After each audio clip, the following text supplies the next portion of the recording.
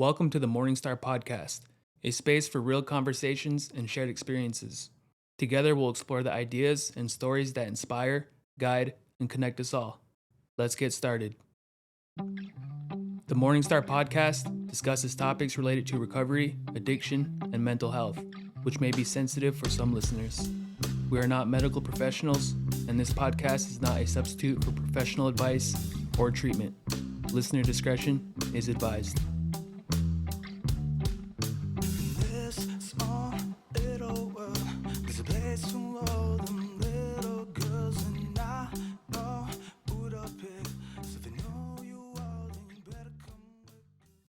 All right. Welcome back, everybody. This is the MorningStar Podcast. My name is Jared, and I'll be your host today. I'm joined by my co-host, Ethan. This is actually going to be our 9th episode. I think we're 1 day short of 2 months of being on the air, so I just want to say thank you to everyone who's been supporting us and following us and subscribing. We've really gotten a lot of good support and good feedback, so I just wanted to start off by saying that. Today we're joined by Josh Seil. Josh works up at Good Road. And he plays a major role in the recovery process. I know, at least for me, it was a major role. And Josh, you're a physician assistant, correct? Correct. Yep. And he works directly with the people there. He's really on the front lines in addiction recovery and just helping people get back to their life. So we'll just get right into it. Thank you for being here, Josh. And thank you. So what motivated you, I guess, to work in the medical field?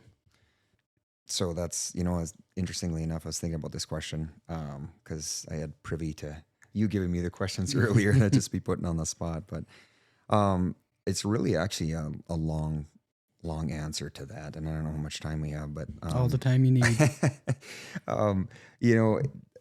I'm a very spiritual person, believe in God, and Good Road gives me the opportunity to provide a Bible study there. In addition, for the clients who want to do that, in addition to the cultural aspect of things, and I just feel my mom was a nurse, and we were really poor growing up, actually, and so I didn't have like a mom and dad who were doctors and had a bunch of money to send me to school, but I watched my mom. My dad worked for the oil field. And he had seasonal work, so I watched him get laid off and kind of go through some of that stuff. And initially, I was like, well, I want an occupation that, one, I can work, all season, not have to worry about that. And my dad ended up being a heavy equipment operator and doing some stuff there.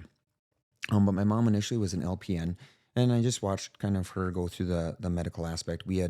We raised horses and stuff. Growing up, we had like 50 head of horses. And so we did all our own vet services and stuff. So I always enjoyed the medical aspect of things. My mom was a huge, she was just a huge foundational element in our upbringing on the aspect of just being that person who literally led us to the Lord, made sure that we kept going to church and everything else, even on the days when we were high schoolers and didn't want to go. And so, I was always intrigued with the medical field from that aspect. And interestingly enough, every single one of my siblings are all in medicine too. And so when I got the opportunity, I always wanted to do either be a doctor or dentistry. And so initially I was pursuing dentistry in college. But then I just had a good conversation with God one day and was just literally praying about it, and I was like, well, I applied to one PA school, and I was like, hey, if this is what I'm supposed to do, not dentistry, open the door to that. And they accepted one out-of-state student out of 5 across the nation in South Dakota at USD, and I got that spot, and just doors have kind of opened since then. Yep. And so yeah, that's what initially got me intrigued in medicine. And like I said, my mom, still a nurse. She still does some stuff here and there, PRN and rugby. She was on the surgical side there. But yeah, so that's kind of what brought me into medicine, and absolutely made the right decision and love where I'm at. So that's awesome. And then, so I guess, what was kind of that process to getting to college? Like growing up, did you serve? You served in the military, correct? Yeah, I'm actually still in the military. So I've been in for 25 years. So I'm actually a medical officer. So I'm the brigade PA 141 out of Fargo. Awesome. Yeah, that's awesome. Thank you. Thank you. Appreciate Yeah, that. Thank you for your service, bro. So what, I guess from going into medicine, what makes you want to pursue working with addiction or working in addiction? So I started in family medicine, and I just enjoyed the aspect of taking care of families, and literally treating patients like my own family. Mm-hmm. And I think, unfortunately, how medicine has shifted and changed, we've kind of gotten away from that family model of actually being able to sit down and spend time with people and making them feel appreciated. And I love that about the Native American culture, that they literally make you feel like family. Mm-hmm. And, the one thing that I noticed when I transitioned from family medicine to emergency medicine, I worked in the ER for over 4.5 years. I saw so many people come through the ER with addiction. And there was just such a lack of compassion for those patients. They would come in, providers would see them, and if it was like the third, fourth time they'd seen them that week, literally they would be like, "Oh man, they're here again, and let's just get them out as fast as we can."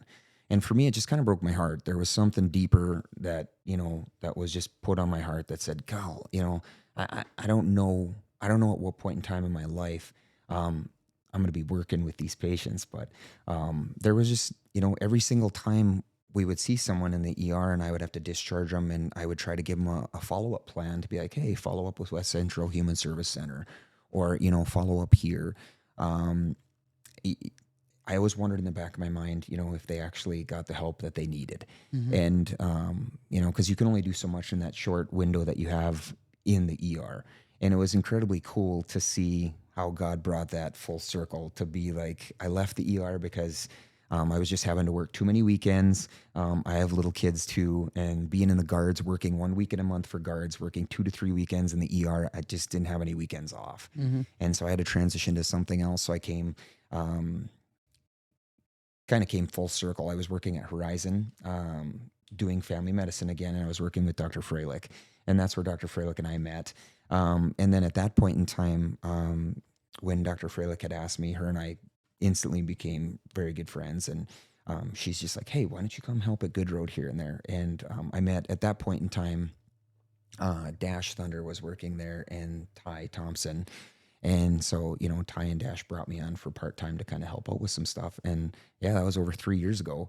And so here we are today, just kind of how the whole, the entire Good Road umbrella has changed and grown has been absolutely awesome to see, and be pretty cool to be a part of that process. And I think having medical staff on site at facility makes a big difference. Mm-hmm. Absolutely, I agree. Yeah, and so I was one of those guys. I was in the ER, and I remember one time they kicked me out of one of the hospitals here in town. I won't say which one, but they kicked me out. I went in there because I knew something was wrong, and I wasn't in great shape when I got there, but I knew something was wrong, and I didn't know if it was a blood infection or what. And I went there, and I must have really looked bad because they just gave me some Benadryl, and when I fell asleep, they woke me up, and they're like, "You got to go." And I went walking down the street, and I think they called the cops on me too, because the cop pulled up on me at Come and Go, and checked me for warrants and did all that, and then kind of let me go my way, But so there's that experience, and then when I'm in, I was in the hospital in Wyoming, pretty close to when I got sober this time. Had a really bad accident on my leg, and the doctor who performed the surgery was an ER doctor because they had to do it in the ER, but he followed up and was kind of overseeing my case while I was in the hospital. Mm-hmm. and I was heavily using drugs at the time, and I was honest with them right away about it, if you guys give me a low dose, it's probably not going to work. And I was just trying to play the system and whatever. And I'll never forget, man, he came in there because I was crying around one night and to the nurses and trying to leave, and I couldn't leave yet. And he came in one morning and he just sat with me, and he was like, "I'm going to, I appreciate you being honest with us," he said, "but I'm going to be honest with you." And he said, "My brother died from addiction last year." Mm-hmm. He said, and I'm not comfortable helping you to the same outcome as him. Yeah. And he just made me feel like he cared about me, Yeah. you know, and it didn't stop there, but it always kind of stuck with me that, you know, he really cared, like he honestly cared about me. You know, I got in there in my worst shape, like I was in horrible condition, but he left a lasting impact. And then when I first started working in this field, I was working at a treatment center in Watford City, and we didn't have any medical on staff when I was there. We were kind of using, we'd go to the hospital, or we would use the people who were the case managers. Some of them were certified to hand out medications, whatever. And anyways, so when I went back to work there, we actually hired she was a live-in nurse. Okay. So she lived there, and she was just a beautiful soul, you know, and it was just like everyone's grandma. And but it made such a difference because like you knew that person that was there cared about you. And when we're coming off the streets, a lot of times like we're not used to that, you know, and sometimes our families have put up barriers and trying to protect themselves and doing the best they can. But it just made such a difference having someone kind of overseeing the medical side of things, because like we don't get to treatment in the best condition usually. You know, sometimes we come from jail and we're a little better, but a lot of times we need a lot of help. So what were your first impressions, or like what's something you remember that really stuck out to you once you transitioned and started working in this field? Yeah. I'd have to say the first thing that was kind of humorous that I laughed about it when I went to medical school as a physician assistant. I always said the last thing I'm ever going to do is mental health.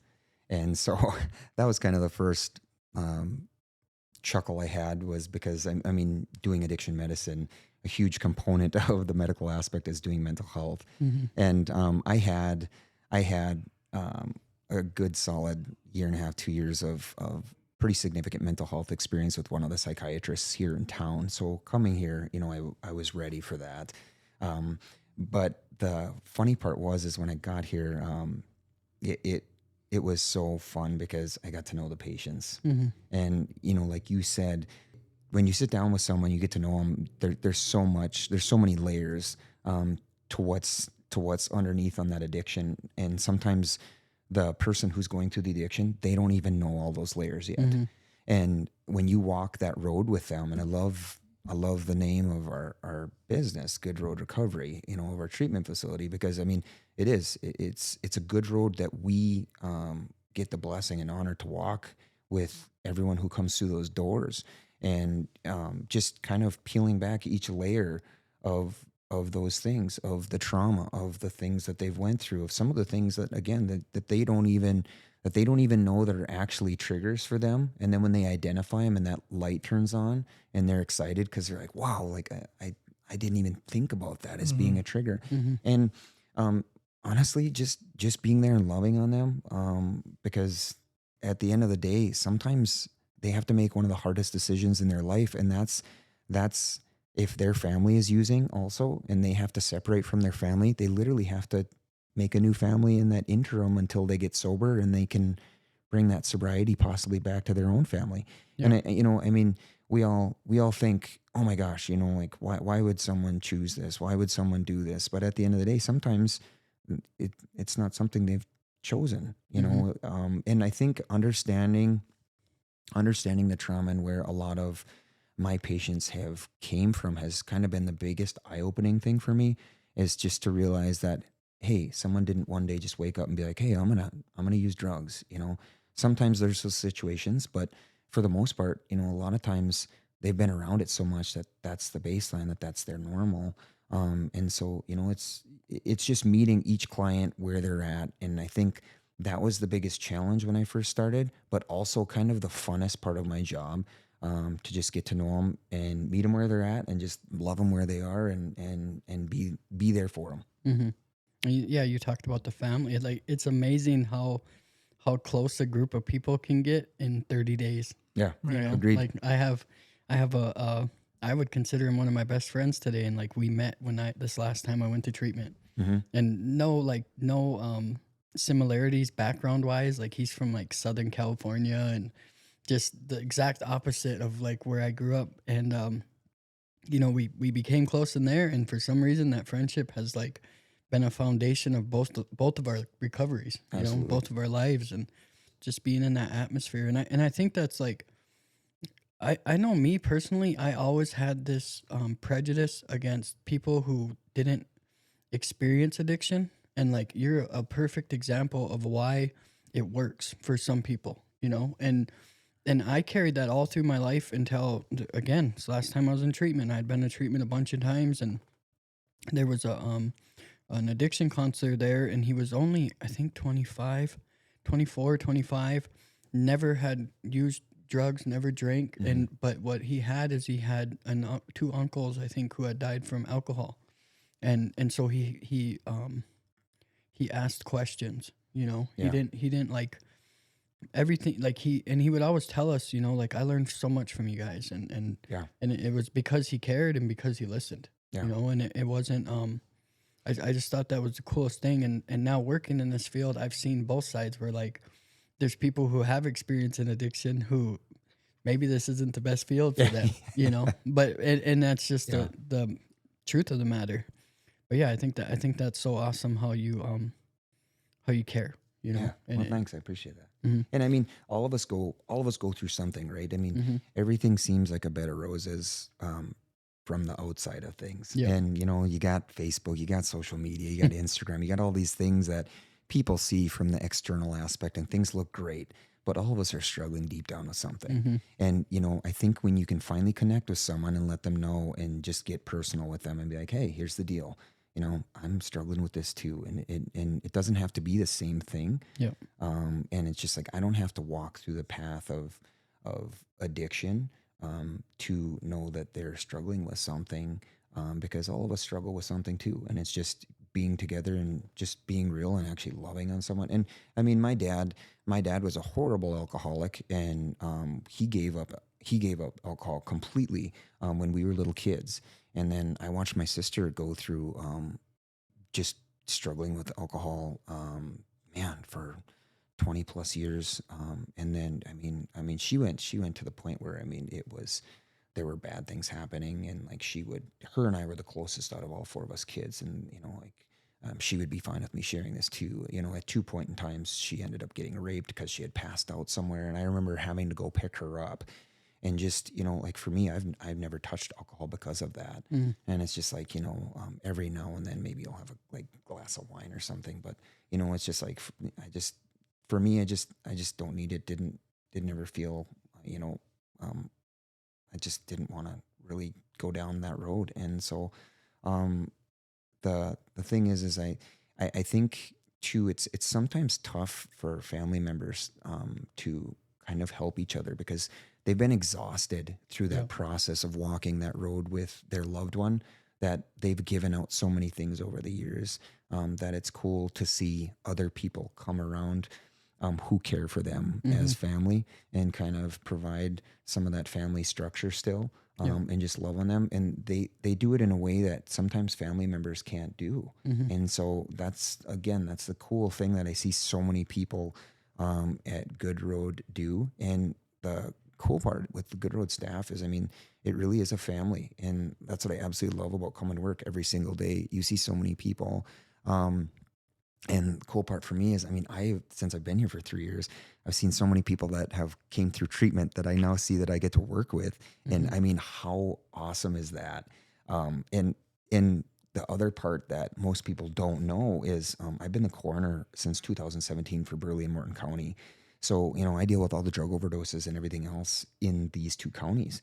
And, you know, that is my biggest fear, and sometimes my biggest nightmare, when we come across an MHA client who, unfortunately, you know, I meet at my other occupation. And, you know, so that's why I'm so passionate about doing this. That's why I'm so passionate about saying, hey, I realize and understand every single day, if we don't pour out everything we have when someone walks through those doors and give them 110%, you know, if they end up choosing to leave and they walk out those doors and they don't stay sober, you know, there's always that chance that, you know, they could end up overdosing. And that's just the reality of things. So it's just like, we aren't playing playing a game. We aren't playing, with little things. We're playing with people's lives. And so, that's how I approach my job every single day when I come into this. And I love them like I would want someone to love my own family member who walked through that door. That's beautiful.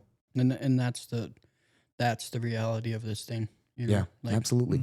And I didn't know you did that too. And just thinking about, that's a big reason why I'm so passionate about it. I've had so many friends. I have two nieces and a nephew who have different, from my different sisters who don't have a dad, because he'd gone from overdose. Yeah. And I had two this week. I just had two this week. I had an alcohol one the beginning of this week. And then we had another OD that happened. And so, this is a weekly basis on the coroner side of things, and every single one, it really does. It breaks your heart. And so it's just like, but it really does fuel me to do what we do here. And we have an amazing team. I wish more people who aren't from this area could see all of the wonderful things that are happening at Good Road and how much people care.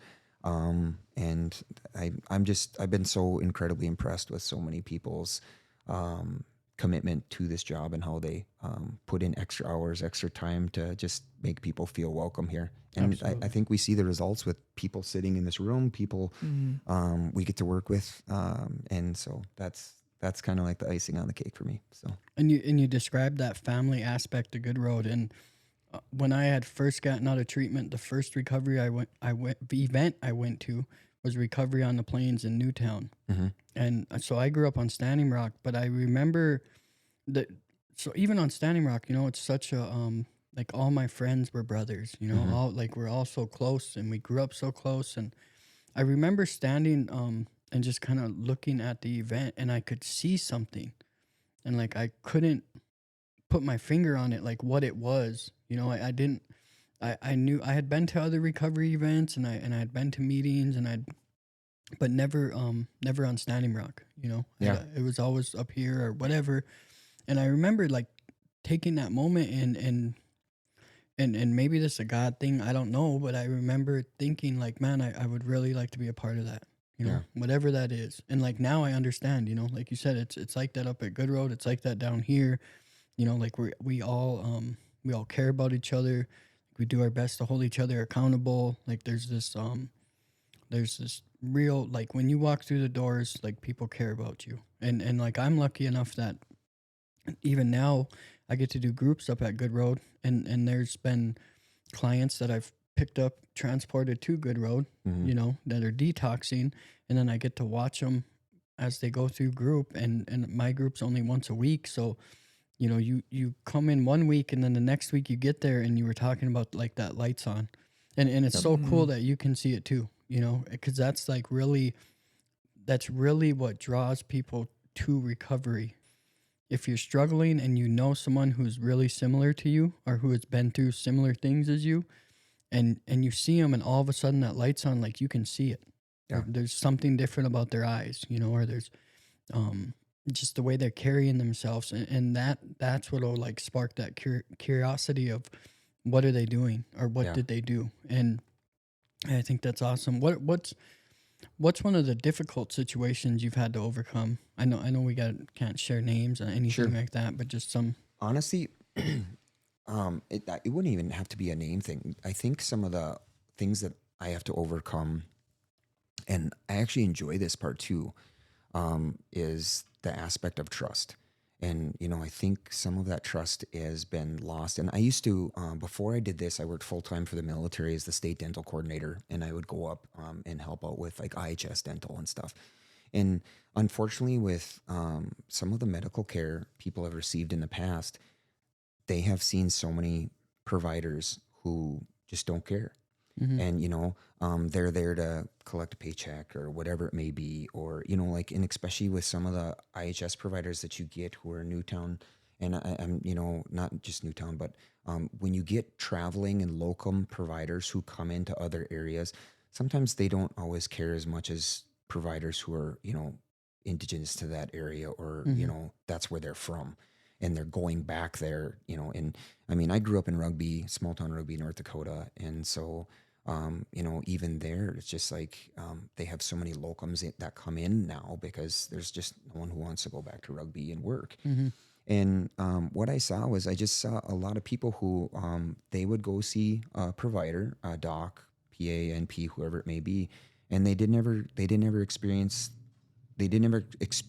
a good encounter where that person really actually cared and sat and listened to them. Yeah. And so honestly, that's probably one of the biggest things that I have to kind of hurdle I have to get over is when I sit down with patients to just like regain that trust with them and to say, hey, I'm not just a white guy here at the facility, hanging out and just doing this. Like I legitimately care about you. I care about you like family. And cool part is I grew up in rugby and my parents, obviously a different tribe, but we spent a lot of time at Dunseith, Belcourt, and my dad was really good friends with a lot of his friends there, and we would go ride horse with them, and we would trade horses. And even when we couldn't kind of afford some groceries, we had a lot of friends who would come down and literally bring us commodities. Like I remember drinking, the box powdered milk, which was absolutely nasty, and that peanut butter in the foil canister that you couldn't ever spread on bread, right? It would destroy the bread. I don't know how the heck they expect you to spread that, but so and we, and that's just kind of how we grew up. And I mean, so we were poor. I mean, there were things that we couldn't even afford that we had a bunch of our friends who would come, and just some of the most kind Native American people who adopted us as family. And, it was so cool because my dad's like really dark complected. He actually, he fit right in, and he just, I mean, I almost felt more at home with them than I did sometimes in rugby with some of my other friends who were white. And, just, I love the family component of that. And it was funny because, God has a plan for everything, and he knows more than we do, and he sees the future. And it's just interesting and ironic at the same time. I remember so many situations where, we lived right on Highway 2 between Rugby and Devil's Lake. And there were so many people, transients coming between, walking to Spirit Lake or whatever. And they just needed something. And my parents did such an amazing job on just taking anyone in who needed help. And they'd be walking if they needed a place to stay, they needed food, even though we didn't have much. I mean, my parents would conjure up what they had, whether it be, we'd ran out of food, but mom would grab a frozen pizza or do something. I mean, whatever we had at that time. And if someone was hungry, my mom always took them in and fed them. And, I remember specifically one time, we didn't have much money that year. So we didn't get hardly anything for Christmas gifts. But a couple came by and their vehicle broke down and the thermostat went out. And my dad was a mechanic, so he changed it. And, I started out as a mechanic. Actually, in the military, my first 6 years was a diesel mechanic. And so, I sat there and held the light while my dad fixed this in winter outside, and our hands were freezing, and I'm sitting there holding gloves. And even my hands were freezing. My dad was fixing this without gloves, And we drove into town, and my dad knew the guy at Napa. So the guy actually opened up his shop Christmas, and we fixed their vehicle. And it was so cool because this guy and his wife were trying to get back to Devil's Lake to spend Christmas with their family. Just a neat Native couple. And they came back from Devil's Lake 2 days later, and then they gave my dad like $100. And it was so cool because my mom and dad were like, I don't know how we're going to afford groceries this week. And it was super cool because, the $15 thermostat we bought to stick in their vehicle, they came back and blessed us. So, just even starting from as a kid, just seeing all the things that my parents instilled in us and getting to be a part of that, and just seeing, regardless of the color of your skin, regardless of what race, walk, community you come from, just to love people. I mean, at the end of the day, we're all brothers and sisters here, trying to figure out how to do life. Right. And so, that's just been an incredible blessing. And I think when people get to know me as a provider, and then I get over that initial hurdle and they see how much I actually care for them and I'm treating them just like my own brother or sister, things of that nature, man, it just opens the doors to what we can do for them on the mental health side, on addiction medicine. And man, I'm just incredibly blessed and proud to be a part of this. And so, yeah, I'm just very grateful. Yeah. And that's usually a major hurdle, for someone coming in is, can I trust this person? Yeah. And once they, and I remember, cause I'm in school now for psychology, and my dream is to open a treatment center. And something I really have done a lot of research into is that first 10 days. Mm-hmm. Because for me, that was that. So if we only get 30 and that first 10 days is a wash, like what are we going to get done in 20 days? Yeah. You know, and trying to figure out how to really utilize those first 10 days. Because sometimes we get longer than 30, but a lot of times on the state side, you don't. You know, it's 28 and they want you out. And building relationships, I think, is a huge part of that. You know, how do we do that before they get there? How do we? And I think what we do here is huge, because like having someone who's in recovery picking you up, someone who's went to treatment before, picking you up and bringing you to treatment, and then you get into this environment where immediately you know you're cared about. Absolutely. And I've noted, I know for sure from my past experiences and working with the clients here at Good Road, like that wait time or that idle time, whatever you want to call it, it's not 10 days. People get there, they see someone they know or someone they, you know, and it's or family or whatever, and it seems like people are a lot more comfortable sooner when they get to Good Road. Yeah. And I think that makes a huge difference. I did want to go back to something you had said, because it's been cool hearing about your family and how you guys came up, and you said the rest of your siblings are in the medical field as well. Yes, correct. So my brother's a PA also, and my sister's a pharmacist in Minot, and then my other sister. So there's 4 of us. I'm the youngest. My oldest sister, the one who struggled with alcoholism, you know, she's did a number of different things, obviously, with, you know, losing jobs and stuff like that with the addiction aspect. But right now she's a massage therapist in Minot, and it's doing really, really well. And so that's pretty cool. That's awesome. So actually, I met your brother. Yes. In Minot, and I thought I was in the Matrix for a second. So I was like, does he have a clone? I do. Yeah, a bald one. Love him to death. He's much more abrasive than me. So he actually worked in addiction medicine for a little bit. And I was like, Chris, I don't know how long you're going to last doing this. I love you to death. But he's very, very, black and white, and, you know, with certain things. But, you know, I love him to death. I followed in his footsteps a lot. You know, he joined the military. I came in after him. All of us joined the military actually to pay for school, because we didn't have the money to do it. And so, you know, I thought I was going to do 6 years, pay for my schooling, and get out. But here I am 25 years later, still in the Army National Guard, and still loving it. So that's awesome. And you had said that you were in the diesel mechanic. That's what I did before. Oh, I did really? this too. Yeah. Oh, cool. That's awesome. I went to Wyotech for auto and diesel. Well, my grandparents owned the shop. Okay. So then, where was that at? In Selfridge. Okay. Yeah. So I kind of grew up in the shop. I had a crib in the shop, you know, and then we sold cars, and I can't remember exactly how old I was, but my grandpa had his best friend. He lived up here in Bismarck, and he ended up passing away. And my grandpa didn't talk about his feeling, nothing, you know, but right after he passed away, my grandpa didn't want to go to the auctions, didn't want to do none of that, you know, so he decided to sell all the cars and buy cows and be poor, you know. So that's kind of what happened. And but I always loved that, you know, and I always thought that was I never understood my purpose, but I thought that's what I was passionate about, at least when I was young, you know, was cars and being a mechanic and whatever. And now looking back at it, it kind of makes sense why I was always a little bit uncomfortable.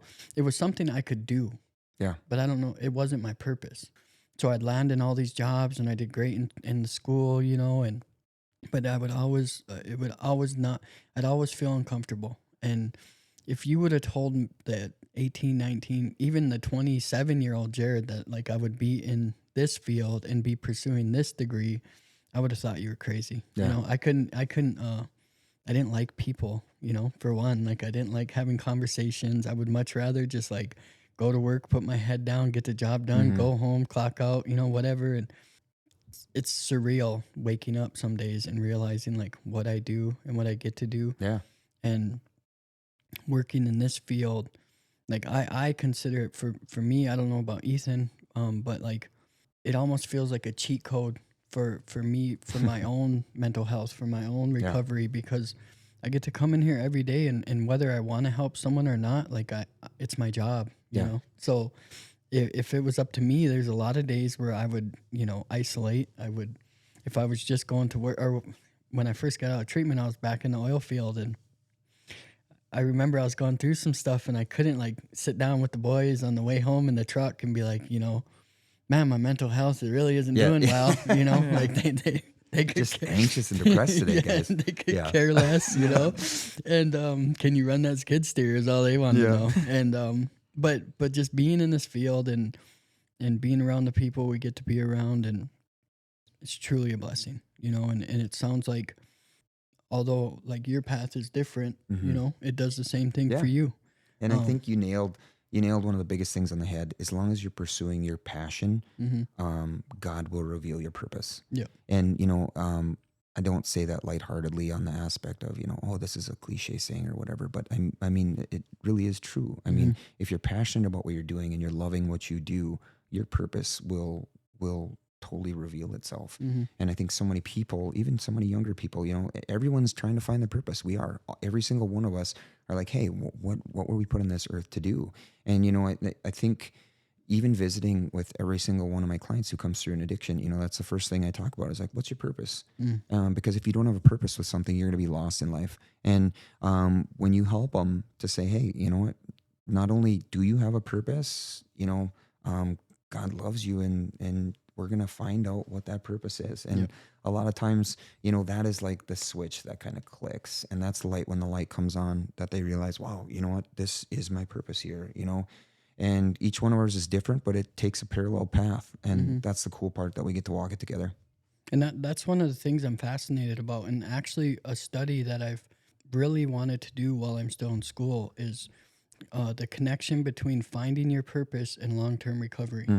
Because you don't find a lot of people and it doesn't matter what their purpose is, Right. I don't think that is I don't think your purpose has to be helping people, or your purpose has, but I think, I don't know, I know I haven't met anyone who has 5+ years of recovery who doesn't have an idea of what their purpose is. Whether maybe they're not even pursuing it, maybe it's not a job, maybe it's not, maybe it's, their family, or maybe whatever.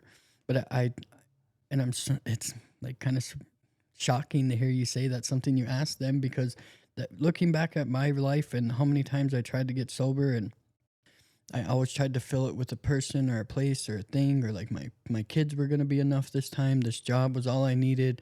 It was always something external that was going to keep me sober. And my purpose really like fell into my lap when I was in treatment this time. That's awesome. And it wasn't by accident. I wasn't smart enough to see what was happening, but for some reason these light bulbs were going off. The initial one was just a simple conversation with someone who was going through some things, and realizing that while I was having that conversation, I wasn't thinking about my own problems, my own self. And I never realized what they were talking about, about giving it away, or how helping others was going to be like the key to me being able to stay sober. Yeah. Like that, because all I cared about was myself, I didn't care about anyone else. And even a mentor, or whatever you want to call him, in my life, like that's what he had that I wanted, is I seen him care about someone he didn't even know, and I had never had never felt that. I cared about my friends, I cared about my family, but if it was someone I didn't know, I didn't feel a connection, or I didn't feel a responsibility to care about what was going on in their lives. And I seen he had that, and I knew he didn't before, and that's what really like drew me into wanting to work with him. And so even then I find that purpose in treatment. I realize, and I'm sitting in treatment, I walk in there with a garbage bag full of clothes and a bunch of warrants, no path forward, Sure. Other than back to prison. And I leave there with this idea in my head that I'm going to go back to school. I'm going to be an addiction counselor. I'm going to open a treatment center. And everyone's telling me, like, pump the brakes, like, just stay sober today. Like, that's all you need to do, And then I get the kids back, and I get the job in the oil field. And I was going to work every day, and I was feeling good because my boss enjoyed me. I showed up on time. I did my job. I was getting a raise. I did all these things. And I'm riding in the skid steer one day, and I get all these calls coming in from people I was using drugs with, and it was to tell me that one of our really close friends had died from an overdose. Oh. And she was one of the people that took me to do my eval before I went to treatment, and she wasn't the first person who had died since I had gotten sober, but for some reason I remember stopping in that skid steer, and like I remember asking God, I said, I know what you want me to do, but like I don't have the courage to leave this job with the uncertainty of making less money, or Yeah. and I'm thinking about myself. Like I have 3 kids to support. I have to do this. I have to do that. I need to have this job. And the funny thing was like 10 days later, I had full custody of my 2-year-old daughter, Oh, wow. and I didn't have a choice. Yeah.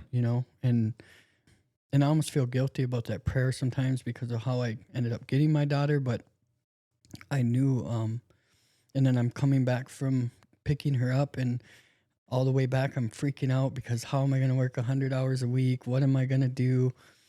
I got this little 2-year-old, and I get back to Bismarck, and the treatment center I had went to calls me and asked me if I could just come work there, even part-time. They didn't care. They just wanted me to come work there. Yeah. Because it was past my 6 months of sobriety. And That's awesome.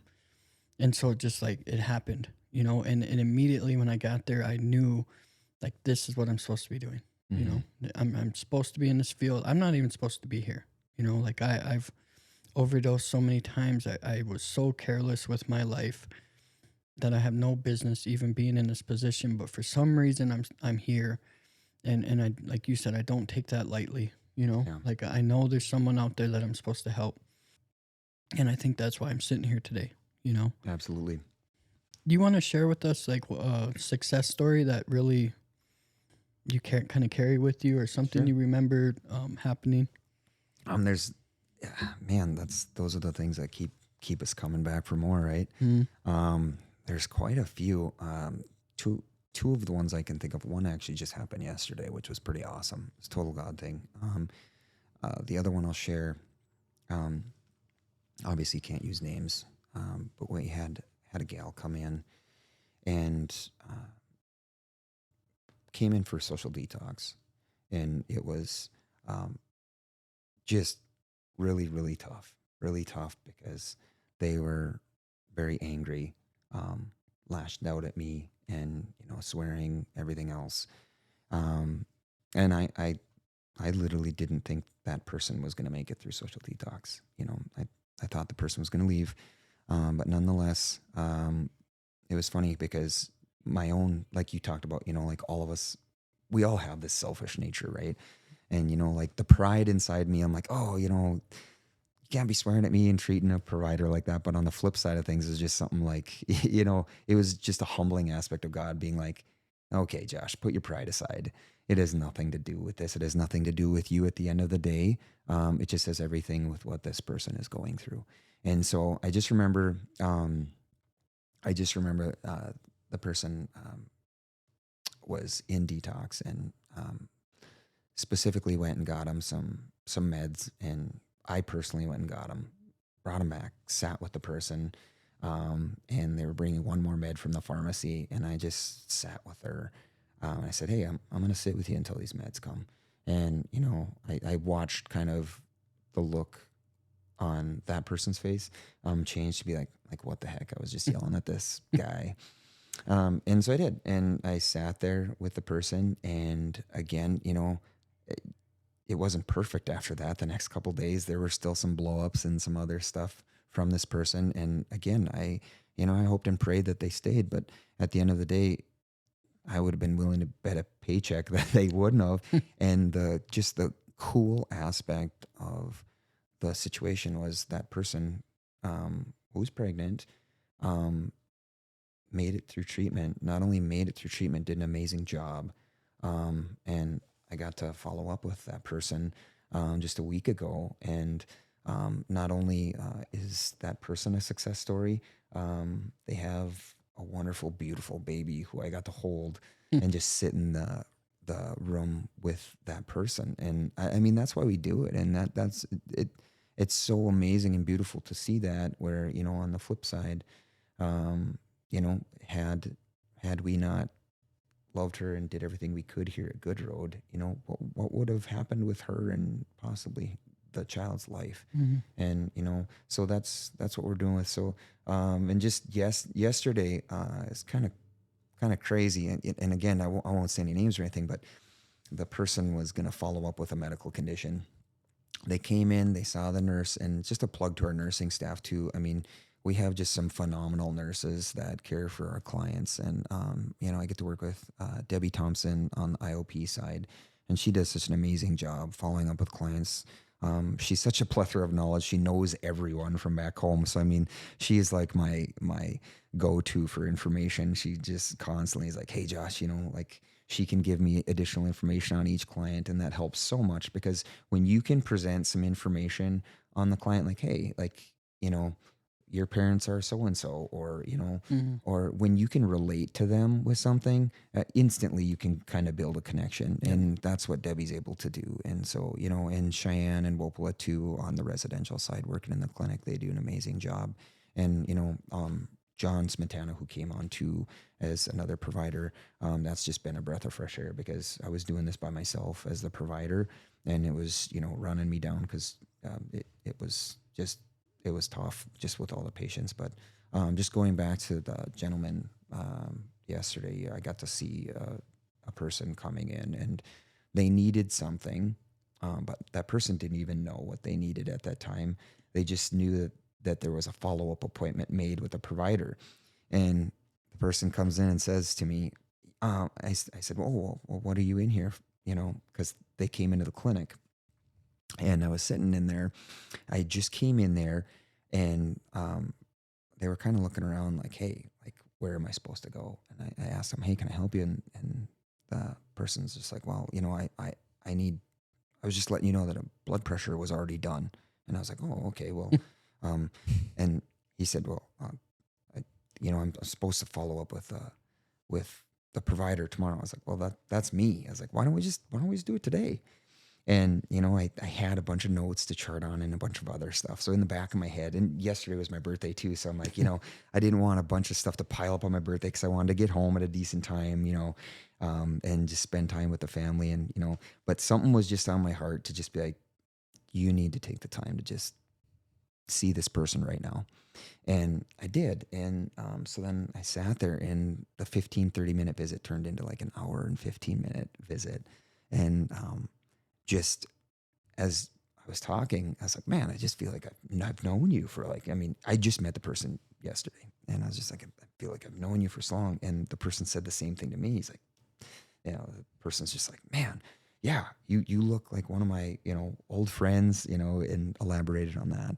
And we just instantly had a connection. And, you know, the cool part is the person was just carrying a ton of anxiety and depression type stuff. And, you know, I mean, when all of us carry that and we're carrying it by ourselves, it can be absolutely just devastating, and the burden can be so heavy. I mean, it just crushes us.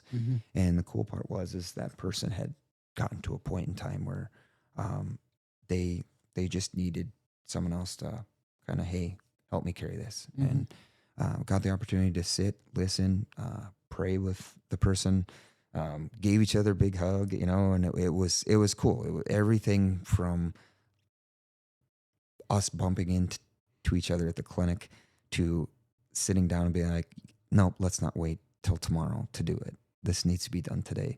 And it's exactly what God had orchestrated and wanted to happen. And it was so cool. And that's why I absolutely love doing this job. You know, I've done a few different jobs, emergency medicine, family med, you know, a couple different places. And hands down, this is by far the funnest, just coolest job to come to and be a part of every single day.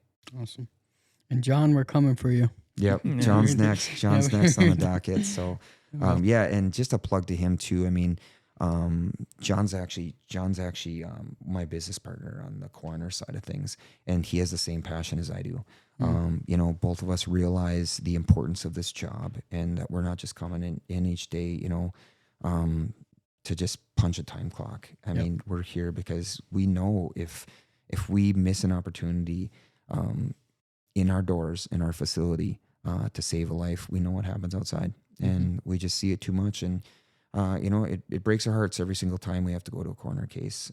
But also, I think that reality of seeing that, and the cool part is, I mean, even outside on the coroner side of things, I've had the opportunity to pray with families and just sit there and provide comfort and just kind of mourn with them and actually sit with them. And they're like, "Oh, where do you work?" And I'm like, "Oh, Good Road." And you know, they just, sometimes when we lose a family member and we're going through and walking through that, that's the hardest time of our life, especially during an overdose, especially, you know, like when it's a younger person that's unexpected or something else, or even, you know, like a middle-aged person we weren't expecting that, even though in the back of your mind, you're like, you know, they're out there using, and you know, they could possibly die from their addiction. You know, the reality of when it actually happens isn't any easier to take.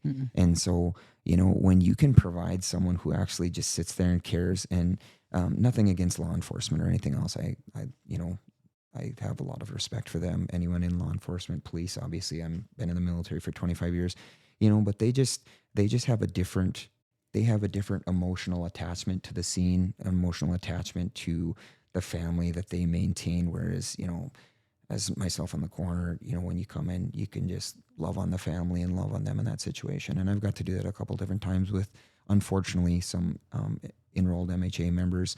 And it just kind of seems like an extended hand or an extended service that I can provide from Good Road also, to just be like, you know what? Yeah, I knew this person, you know. And, you know, North Dakota Century Code, when someone actually passes away, you know, HIPAA in 42 CFR, some of those things change. So, you know, you can talk about a few other things that you can't when someone's technically still alive. And so, you know, I get really personal with the people I run into in those situations. And, you know, you can see a light in some of their eyes too. And I've had a lot of them say, man, you know, just when you pray for them, just like in this hardest situation where you lost your child, you know, I just hope that the good Lord brings you some comfort or peace. And at the end of it, you know, when they turn to you and they're like, that peace was you being with us. And I mean, that right there is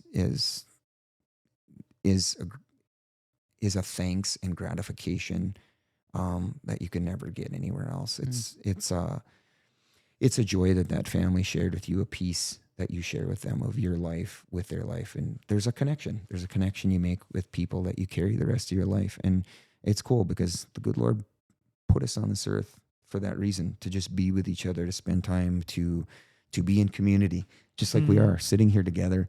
And there's something beautiful about this, just slowing down the pace of life and just sitting here and actually taking the time to spend time as brothers and sisters. And that's been the cool thing with this job, and I love it. I mean, hopefully Good Road keeps rocking like it is and doing everything else. And we, you know, because obviously finances and everything else, hopefully everything is good. I'd love to stay here until I'm old enough, to the point where I guess they retire me or put me out to pasture, one of the two. Yeah, we gotta go. Yes. So what, and I don't know how deep we want to go into this, but like you were talking about the patient who came in with the mental health issues. For what do you see, like the connection? Do you think we should be like targeting the mental health side of things just as much as the physical side of things, the addiction side of things? Like what do you see? Is mental health a major barrier for the clients you see?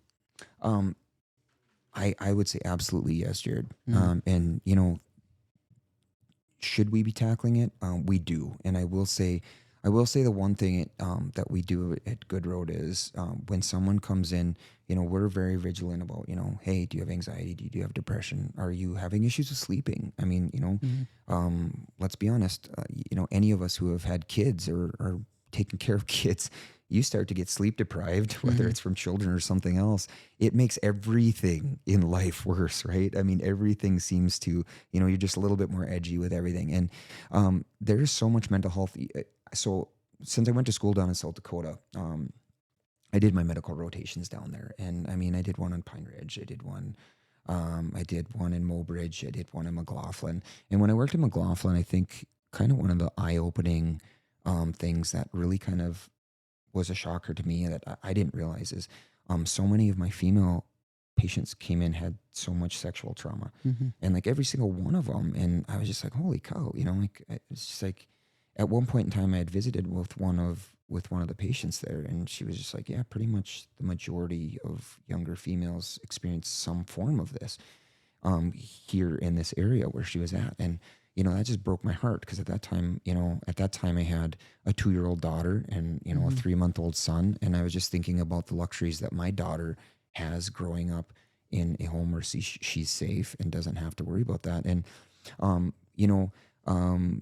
when people carry so much trauma, whether it's sexual abuse, whether it's physical abuse, whether it's they themselves, maybe their parents were using and they had to be the parents.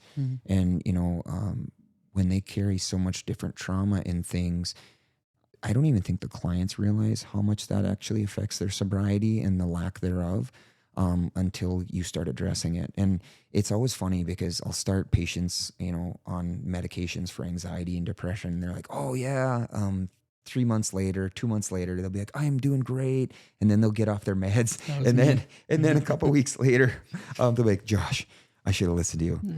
I need to restart this. And it's a beautiful thing, because honestly, that patient has developed insight and so much mental fortitude to realize, wow, my mental health is a major piece to my sobriety. And if they're like, hey, what do you feel like you really hang your hat at Good Road? I feel like we do a really good job of getting patients in, identifying some of those mental health needs, and treating patients for it. And if we can't address it, like if they have severe enough mental health needs where they need some complex individual therapy that we can't provide, then I feel like the team does a great job of getting them to another facility that can. And it's a great question that you bring up, Jared, and I think it's the pinnacle of literally keeping people sober who have all of these additional things. And even a shout out to Hawk Vision, they assist us so much with so many clients doing individual therapy.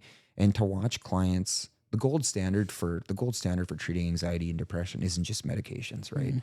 Gold standard for treating anxiety, depression is medications and individual therapy. And so when we can provide that, and you see that client going from being so anxious that they're having a hard time participating in events to getting out, socializing, smiling, 2 months later, they're doing great. And, their scores go down from, like 1920s down to like 3s, and they're just doing well. And all of the things that they were having difficult time doing, now they're doing successfully. It's such a cool thing to see. And, we really, really address that. We tackle it head on at Good Road. And that's one of the main things that I think that our team, my medical team, focuses on, is just making sure no one passes through that doors without saying, hey, have we addressed the mental health component to this? Because it's a huge part. And, even whether being in the military, being deployed also, like the PTSD aspect, each person's mental threshold is different. And what I can take mentally is a lot different from what other people, or vice versa. Do you know what I'm saying? And so, you have to address, what have they seen? What have they gone through? What is their past been? And that the only way you can do that is getting to know them. Yep. Absolutely. So, yeah. So what would, I know we're getting a little short on time, but what would your advice be to someone in the medical field that comes into the working with people in addiction? Oh man. What's the advice? The advice is kind of leave the judgment at the door. Because unless you've walked in their shoes, and even with all of my clients, like the biggest thing is I don't ever say, oh, I know exactly how you feel. I don't know how that person feels, because I don't, all of the things that have happened to them, I can't say that I know how they feel, but what I can do is I can say, hey, I might not know how you feel, but I can help you and I can listen, and I can provide you with medications to help you with your withdrawal. If you're having a problem with something, I can do everything in my medical power to give you something for that symptom, or be a listening ear for you, or whatever you need. And so, if someone from the medical aspect, whether it be a nurse, whether it be a medical provider, is coming into this field, just know that the biggest thing that those patients need at any point in time in their treatment is us to check our pride at the door, and to realize that at the end of the day, this journey, this aspect of their treatment is about them. It's not about us. And sometimes, even myself, I have to do the same thing every single day. I have to remember that, Josh, like, even though you want to get frustrated at people because they keep doing the same thing over and over and making the same mistakes, right? Definition of insanity, right? And we're like, oh my gosh, you relapsed again. This is the 4th time I've seen you in the past 3 months. You have to realize that that's part of the addiction process. And, what they need is they need someone to just love on them and just be like, hey, you know what? That's okay. Like, don't be embarrassed coming through these doors. I'm not judging you, so don't judge yourself. So it's like, you're coming in here, you're where you should be, you're in the right place. Let's do this again, and maybe this is the time. Let's do something different. What do we got to do different? And that's what every single patient that comes in and relapses, that's what I emphasize. I was like, hey, don't beat yourself up. I was like, here's the deal. I'm not judging you. You don't judge yourself. But let's look at the past and see what maybe we missed the first time that we can do differently to keep you sober this time.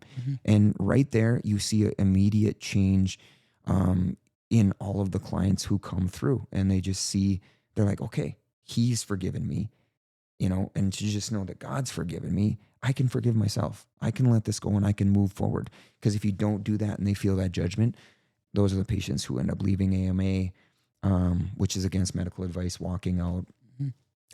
Because, there's so much shame. A lot of these clients feel that shame anyways when they're walking in, that they don't need an additional amount put on them by us. And so, just checking that aspect at the door and just loving on people and treating them like not just you want to be treated, but if that was your family member, if that's your brother, sister, mom, dad walking through those doors, how would you want someone to treat them? And so you have to come into it with that mindset. And when you treat them like family, I truly think you see different results. And I mean, I used to work in prevention, treatment, and outreach in the military for 3-4 years active duty when I was full-time with the Army Guard working for counter drug. And that was my job. I mean, I got people into treatment and stuff like that. And I was more like almost like a recovery coach aspect, working at that aspect. That was before I went to med school, but just doing that and getting to know them and walking alongside them, you have to develop that mentality working in the substance abuse realm, versus, hey, you've been here 4 times. There's nothing more we can do for you. Well, that's not true. There's always something more, because at the end of the aspect, someone can go through the same amount of treatments over and over, and you never know which one's going to finally stick. And, it comes down to where that patient is at in their recovery state. Are they at that pre-contemplative stage? And, if they're not even there yet, but they're coming in the doors just to appease family, maybe you planted that seed. And if you planted that seed of hope and they leave, and they come back, and I think of it, I mean, the seed analogy is the greatest thing, right? Because when you're planting seed you got to prepare the soil. You got to make sure the soil's ready for the seed to even take, right? And it's the same thing with addiction. They got to be ready to even take that. And that might be the first thing that I'm doing. Like the first thing I'm doing that first time I see a patient is preparing that, getting them ready to even come to treatment another day. And if they leave, I don't be offended. I don't feel like I failed, but just realize that, hey, you know what? Love them again when they come back in, and, keep doing something for them. And that's the biggest thing that us as health providers need to realize and do. And just not be scared to get in the trenches with them and treat them like family. Don't treat them like like just a patient. Absolutely. And that's, I know for me personally, like that's what happened. I had tried so many times, and when it finally stuck this time, there's all those seeds that had got planted along the way, you know, and then I'm in group and, oh, that makes sense because of this. Well, that makes sense. Oh, I'm feeling like this. Oh yeah, I remember. And like, I was a lost cause, you know, like I said, they kicked me out of the hospital and called the cops on me, you know, like they were done with me. And, knowing that though about myself, it really helps me remember, like, when someone goes out and comes back, you know, because even it's so easy to get frustrated, you know, or so easy to, and it's constantly. I was just working with a guy the other day, and he had went through a program, and I was like, he was one of the ones, you know, for sure he's gonna stay sober, for sure he's gonna call me, for sure, like this is the one, and gets out, relapses, you know, and then there's the ones like me where, well, they're not gonna make it, there's no way, and whatever, and here they are, you know. It's like, so yeah, it's an absolute thing you have to do, is like not give up, because you never know, you know. And but anyways, this has been a great conversation. Yeah, I appreciate this. I mean, thank you guys so much for inviting me on. This has been just an amazing opportunity to come share my journey and why I do this and our passions behind it. And I think what you guys are doing is incredibly awesome, because I think anyone who doesn't actually get to see all of the ins and outs of Good Road, they can kind of see some of this, see some of our passions and hearts behind it. And I think, you know, that helps with, at the end of the day, when you're bringing your loved one here and going to drop them off, just kind of knowing who's going to take care of them, who are the people in charge of this. And man, I'll tell you what, I know that I'm not an enrolled member, but if I was and I had a family member, 100% I would bring him here. So I feel that strongly and passionately about Good Road, and that's why I work here. So love you guys and appreciate sitting down with you guys and doing this. This has been absolutely amazing. Thank you. We need to do it more often. Yeah, for sure. I do want to say before we leave, again, thank you everyone for listening. The podcast will be available on Spotify and YouTube. We should have some clips out. I know the TikTok has really grown, so we just want to thank you guys for that, and keep sharing it. And if you guys know anyone that needs to hear something from this podcast, just make sure you send it to them. Again, thank you guys, and I think that's all we got. In this life we